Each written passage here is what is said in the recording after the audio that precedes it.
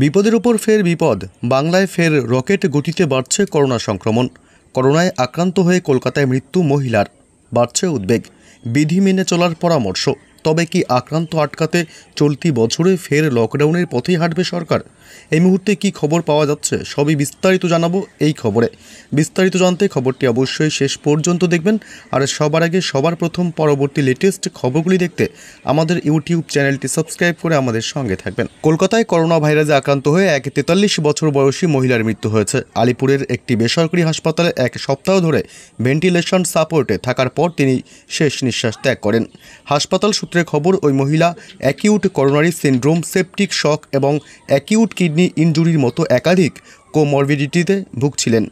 মঙ্গলবার সকাল পর্যন্ত রাজ্যে মোট কোভিড-19 আক্রান্তের সংখ্যা বেড়ে দাঁড়িয়েছে 372 জনে। গত 24 ঘন্টায় 41 জন নতুন করে করোনা সংক্রমিত হয়েছেন।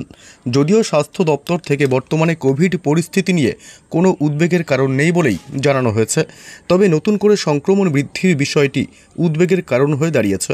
বাংলায় বর্তমানে অ্যাক্টিভ রোগীর সংখ্যা 334 জন। সারা দেশে এই মুহূর্তে করোনা আক্রান্ত বেড়ে হয়েছে 4026 জন।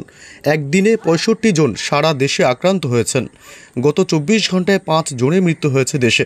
সারা দেশের মধ্যে সবচেয়ে বেশি 1416 জন কেরলে আক্রান্ত হয়েছেন।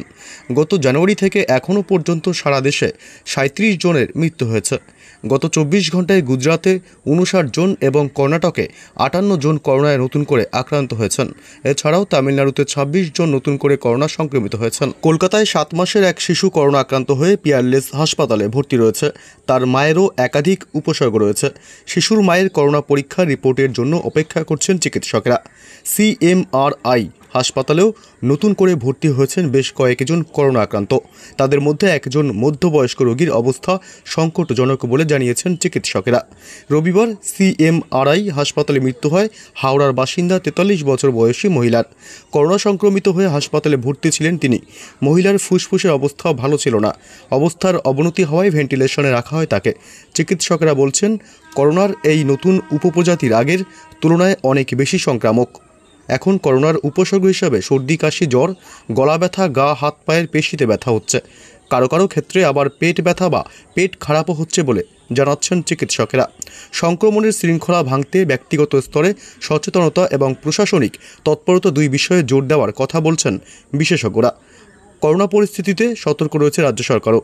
স্বাস্থ্য সচিব নারায়ণ স্বরূপ নিগম জানিয়েছেন, কোভিড পরিস্থিতির ওপর কড়া নজরদারি করছে সরকার। চিকিৎসকেরা বলছেন, সচেতন থাকুন। করোনা নিয়ে এই মুহূর্তে কোনো ভয়ের কারণ নেই।